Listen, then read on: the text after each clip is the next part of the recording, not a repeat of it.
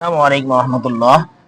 মহান রব্বুল আলামিন আমাদেরকে সৃষ্টি করেছেন, সেই রব্বুল আলামিনের উপর আমাদের সবসময় বিশ্বাস এবং ইয়াকিন থাকতে হবে। আল্লাহ রব্বুল আলামিনের উপরে ইয়াকিন যদি আমাদের থাকে, তাহলে আমাদের সকল কাজে আমরা সহযোগিতা পাবো মহান রব্বুল আলামিনের পক্ষ থেকে। আল্লাহ রব্বুল আলামিন হযরত ইউনূস আলাইহিস সালামকে মাছের পেট থেকে তাকে নিরাপদ রেখেছে এবং মাছের পেট থেকে তাকে বের করে দিয়েছেন।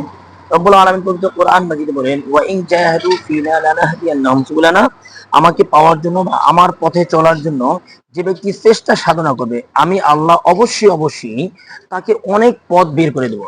হযরত ইউসুফ আলাইহিস সালামের কথা যদি আমরা স্মরণ করি এবং তার ইতিহাস যদি আমরা দেখি, হযরত ইউসুফ আলাইহিস সালামকে জুলেখা তাকে জেনা করার জন্য বা তাকে খারাপ কাজ, জঘন্য কাজ করার জন্য একই রুমের মধ্যে তাকে ৭টি তালাবদ্ধ করেছিল।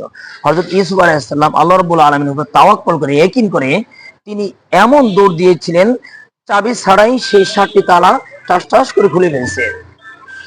সুতরাং আমরা বলতে পারি, আমরা যে কোনো বিপদে, যে কোনো আপদে, যে কোনো সময়, যে কোনো অবস্থায় মহান রব্বুল আলামিনের যদি তাওয়াক্কুল করি, তার উপর যদি ইয়াকিন থাকে, বিশ্বাস থাকে, তাহলে যে কোনো বিপদ, যে কোনো আপদ, যে কোনো সমস্যা আল্লাহ রাব্বুল আলামিন আমাদেরকে হেফাজত করবেন। ওয়া আখিরু দাওয়ানা আলহামদুলিল্লাহ।